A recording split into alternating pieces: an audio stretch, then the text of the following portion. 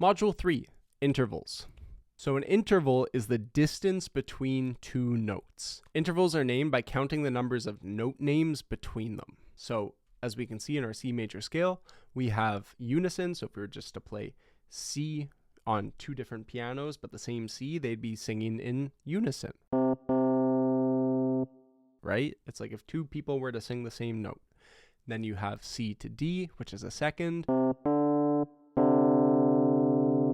And then C to E is a third. C to F is a fourth. C to G is a fifth.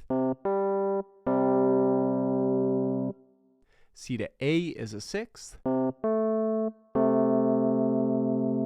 C to B is a seventh. And as we mentioned before, from C to C is an octave. So, intervals are usually classified as either perfect or major. But when adjusted, they can become minor, diminished, or augmented. So, let's show that to you. So here's a perfect interval. So perfect intervals happen either from our first to our first, so that unison, or from our first to fourth, first to fifth, or first to eighth. So these are just very stable and clean sounding intervals.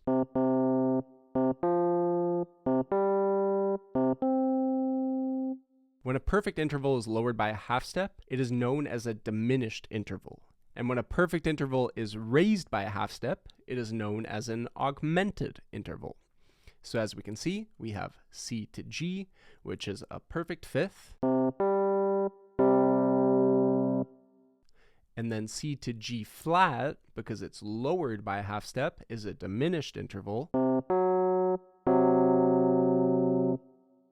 And C to G sharp, which is raised up a half step from C to G, becomes an augmented interval. So perfect fifth, diminished fifth, augmented fifth. Now our major interval. Same concept, but instead it's our first to second, or our first to third, or first to sixth, or first to seventh. So when a major interval is lowered by a half step, it is known as a minor interval, as opposed to when the perfect interval is lowered by a half step, it was known as a diminished interval. So major intervals become minor intervals when lowered instead. But when a major interval is raised by a half step, it is known as an augmented interval. So the same as a perfect interval. So if we have our major third, when it's lowered by a half step from C to E flat, becomes a minor third. And when it's raised by a half step, so it becomes technically E sharp, but it's F, it becomes an augmented third.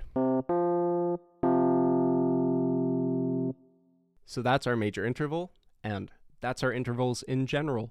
So go play with some intervals, see how they sound, have some fun, and we'll see you in Module 4.